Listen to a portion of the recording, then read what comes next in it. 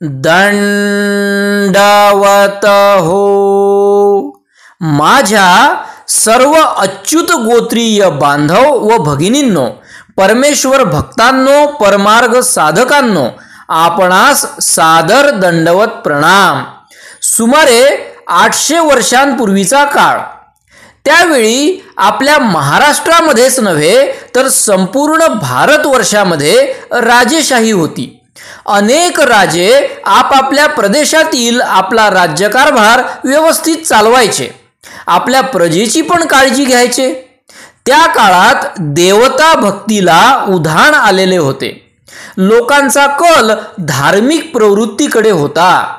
लोक वैदिक पद्धतीने भरपूर प्रकारचे कर्मकांड आचरायचे, पूजा अर्चा करायचे. देवतांची अनेक मंदिरे नगरांमध्ये व गावात त्यावेळी अस्तित्वात होती. त्याचप्रमाणे तीर्थक्षेत्रांना सुद्धा लोक भक्तिभावाने व श्रद्धेने जायचे.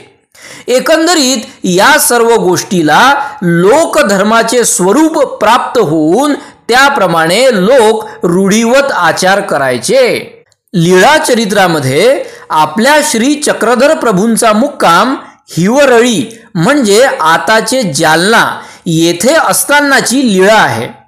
नवरात्रीचा काळ होता. सर्वज्ञ बाईसांना म्हणतात, बाई आज तयारी करा, आपणास ग्रामांतर करायचे आहे, म्हणजे गावाबाहेर जायचे आहे. म्हणून बाईसा सर्वज्ञांना विचारतात की बाबा, आपणास आजच गावाच्या बाहेर का जायचंय? यावर सर्वज्ञ सांगतात की बाई, आज खांडे नवमी म्हणजे महानवमी आहे. या निमित्ताने नगरात गावात बहुतांश घरोघरी देवीला म्हणजे देवतेला बळी दिला जातो. त्यामुळे खूप मोठ्या प्रमाणात हिंसा घडत असते. सर्व वातावरण हिंसामय, दुःखमय व दूषित झालेले असते. अशा हिंसा घडलेल्या ठिकाणी संत महात्म्यांनी राहू नये. मित्रांनो, कारण ज्या ठिकाणी हिंसा घडते अशा ठिकाणावरील राजस तामस गुणांचा प्रभाव तेथे राहणाऱ्यांवर होत असतो. आपले विचार व आचार राजस तामस होऊन परिणामे आपली परमेश्वराप्रती असलेली ओढ कमी होते. आपल्या धर्मभावनेवर परिणाम होऊन आपली धार्मिक उजळता व धर्मनिष्ठा मलिन होते. त्यामुळे अशा वातावरणात परमार्ग साधकाने राहू नये. पुढे बाईसा सर्वज्ञांना विचारतात, बाबा, देवता नगरात का बरं येत आहेत? आणि त्या जर नगरात येत आहेत तर मग आपण का बरं नगराबाहेर जायचं? आपण आपल्या मठात राहूया की. यावर सर्वज्ञ म्हणतात, बाई, देवता काल रात्री आम्हास भेटण्यास स्वप्नाधारे आल्या होत्या व त्या देवतांनी आम्हास विनंती केली की त्या देवतांना त्या जीवांच्या हिंसा क्रियेचा स्वीकार करावयाचा आहे आणि आपण जर नगरात असाल तर त्या देवता त्या क्रियेचा स्वीकार करू शकणार नाही. तेव्हा आम्ही त्या देवतांना आश्वासन दिले की आम्ही नगराबाहेर जाऊ व तुम्ही मग नगरात या. मग सर्वज्ञ व सर्व भक्तजन ग्रामांतर करून नगराबाहेर नागाविहीर या ठिकाणी आले. तेव्हा नागाविहिरीतील काही देवता वर आल्या व सर्वज्ञांच्या श्रीचरणी लागल्या. त्या देवतांची ती लगबग व गडबडीचा आवाज बाईसांना येत होता, पण कुठं काही दिसत नव्हतं. म्हणून बाईसा सर्वज्ञांना विचारतात, बाबा, हा आवाज कुणाचा? तेव्हा सर्वज्ञ सांगतात, बाई, हा आवाज या नागाविहिरीत राहणाऱ्या देवतांचा आहे. यावर बाईसांचे शंका समाधान झाले व तदनंतर त्या देवता सर्वज्ञांचे दर्शन घेऊन नगर प्रवेश करतात. बंधू भगिनींनो, आता आपण आपल्या विषयाकडे वळूया. न पाळतं म्हणजे नेमकं काय? हा विषय प्रामुख्याने नवरात्र उत्सवानिमित्त महानुभाव साधकांसाठी अत्यंत महत्त्वपूर्ण आहे. महानुभाव साधकांचा एक नित्याचा आचार धर्म जरी असला तरी नवरात्रात हा आचारधर्म अतिशय कठोरपणे पाळला जातो, कारण सर्वज्ञांनी याविषयी तशी आज्ञा केलेली आहे. हे सर्वज्ञांच्या हिवरळी म्हणजे जालना येथील लीळेवरून स्पष्ट होतं. आता काळ थोडा बदललाय, तो जुना काळ नाही राहिला व सर्व काही आधुनिक झालंय. लोक रूढी बदलल्यात, तरी पण काही गोष्टी पाळणं खूप महत्त्वाचं ठरतं. त्यामुळे महानुभाव साधकांनी या नवरात्रीमध्ये नेमकं काय वर्ज्य करायचं असतं आणि आपला विचार, आचार व संचार यांवर काय निर्बंध लागू करायचे असतात त्याविषयी मंथन करताना आपला पारंपरिक आचारधर्म अभ्यासणे फार महत्त्वाचे आहे. यासाठी थोडे आपण घटस्थापनेविषयी जाणून घेऊया. बघा, नवरात्रीमध्ये जवळपास सर्वच समाजातील बहुतांश लोक घट बसवितात. घट बसविणे म्हणजे देवीची अर्थात त्या देवतेची स्थापना करणे, त्या देवतेला आवाहन करणे, त्या ठिकाणी 9 दिवसांसाठी देवतेची प्रतिष्ठापना करून मनोभावे उपासना व पूजा अर्चा केली जाते. त्यामुळे त्या ठिकाणी त्या देवतेचे सामर्थ्य येत असते. हा घटस्थापनेचा व देवता प्रतिष्ठापनेचा प्रकार सर्व घराघरात, गल्लोगल्ली व गावोगावी सुरू असतो. त्यामुळे देवतेचे सामर्थ्य सर्वत्र असते. म्हणून महानुभाव साधकांनी अशा ठिकाणी जाऊ नये, संचार करू नये. अशा ठिकाणी काही खाद्यपदार्थ व पेय ग्रहण करू नये, कारण तसे केल्यास त्या देवता आपल्या विचार व आचारात विघ्न आणू शकतात, बाधा आणू शकतात. यालाच न पाळते असे म्हणतात. म्हणून महानुभाव साधकांनी नवरात्रीत बाहेर कुठे जास्त जाऊ नये, अकारण फिरू नये, बाहेरच्या वस्तू घेऊ नये व बाहेर काही खाऊ पिऊ नये. हां, आपले दैनिक कामकाज करावे व इतर वेळी आपल्या घरी देवपूजा व नामस्मरण करावे, स्थानवंदन करावे. यालाच नवरात्रीचा पाळावयाचा पारंपरिक आचार धर्म म्हणतात. माझ्या परमेश्वर भक्तांनो, आपण नवरात्रीत लागणाऱ्या सर्व वस्तू अगोदरच संग्रहित कराव्यात. 9-10 दिवस पुरेल एवढा किराणा, धान्य इत्यादी आधीच घरी आणून घ्यावे, कारण हे 9 दिवस त्या सर्व वस्तूंवर देवतेची सत्ता व अधिकार असतो. म्हणून नामधारक उपदेशी महानुभाव साधकांना नवरात्रीत बाहेरील सर्व वस्तू वर्ज्य म्हणजेच न पाळत्या असतात.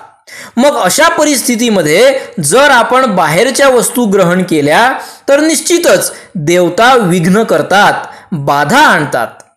आता या देवता विघ्न करतात व बाधा आणतात म्हणजे नेमकं काय करतात व त्याचा आपल्यावर काय परिणाम होतो हे पण आपण जाणून घेऊया. बघा, आता हा न पाळता विधी जर आपणाकडून उलट घडला गेला तर आपल्या धर्मभावनेवर, धर्म आचरणावर परिणाम होतो व आपली जी धार्मिक उजळता आहे, परमार्ग विधीप्रती आपली जी सजगता आहे ती कमी कमी होत जाऊन आपल्या धर्मभावना व धर्मनिष्ठा मलिन होत असते.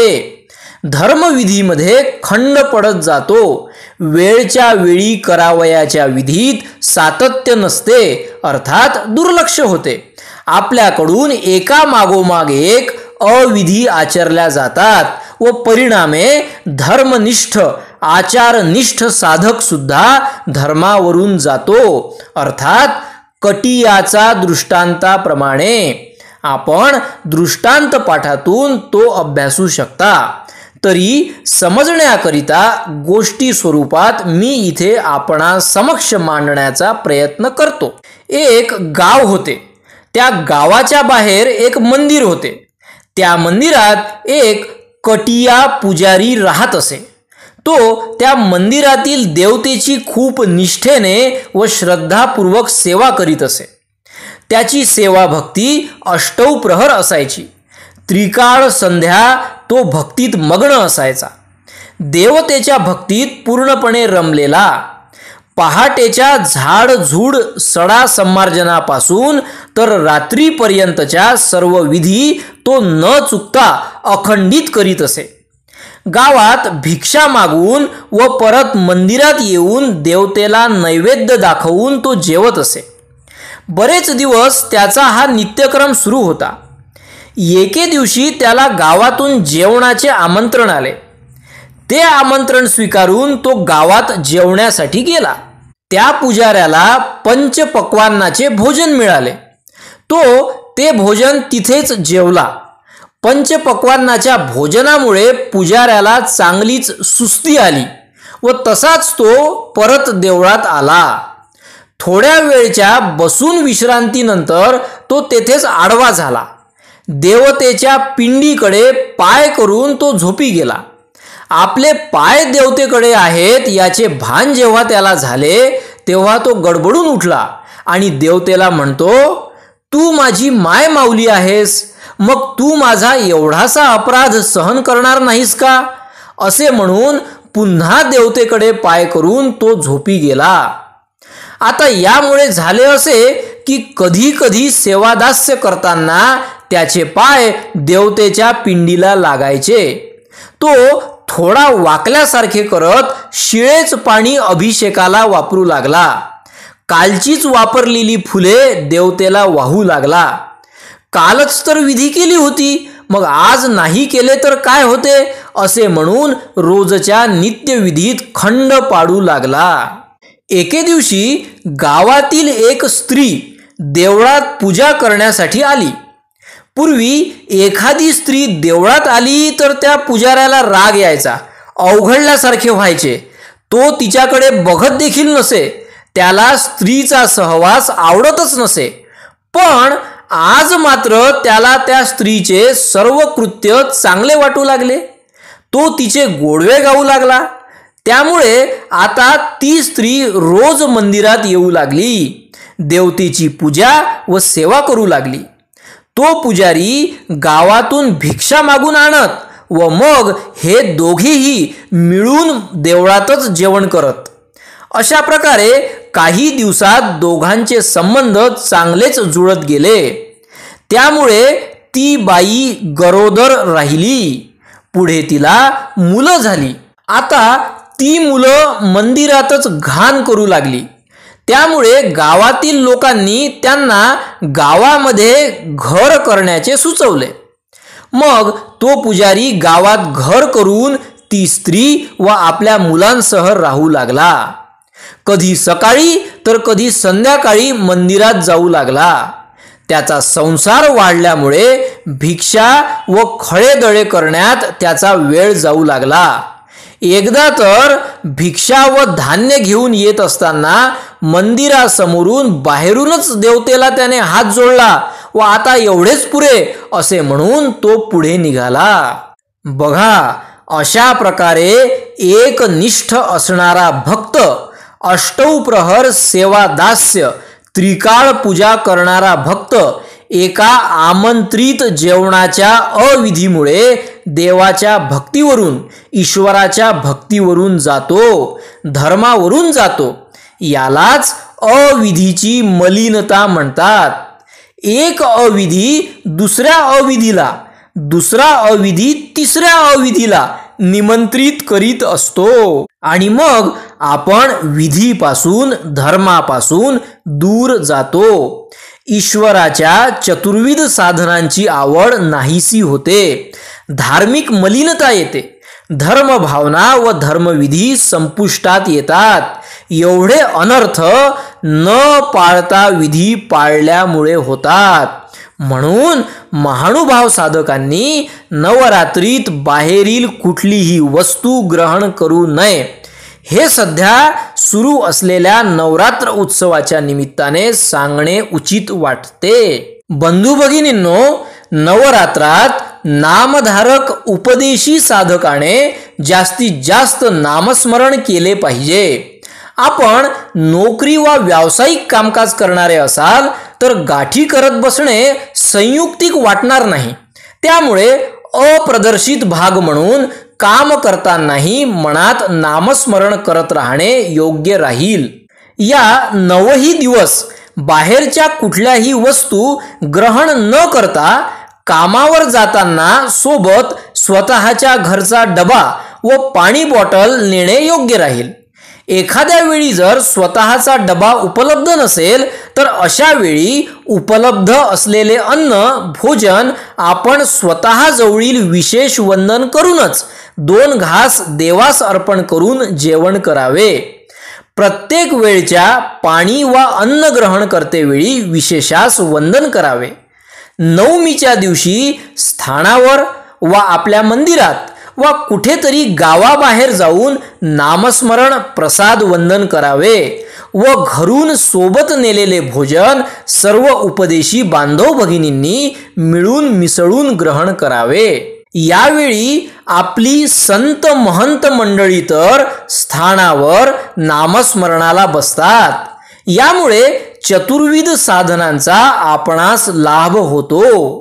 मित्रांनो, एकंदरीत हे नवरात्र उत्सवातील आचाराचे महत्त्व महानुभाव संप्रदायात पारंपरिक आहे. आपणास आपला परधर्म जर सिद्धीस न्यावयाचा आहे व पुढे परमेश्वर प्राप्तीची वाटचाल करावयाची आहे तर प्रस्तुत आचार नियम आपण कटाक्षाने पाळावे. सन 2021 मध्ये 3 वर्षांपूर्वी नवरात्रीतील नियमांविषयी मी लेखी बनविलेली एक सोनेरी फ्रेम असणारी छोटी पोस्ट आजही इतरांच्या सोशल मीडियावर फिरताना बघून व आपणास त्याचा लाभ होताना बघून आनंदच होतो. दंडवत प्रणाम. सर्वज्ञ श्री चक्रधर स्वामी की जय.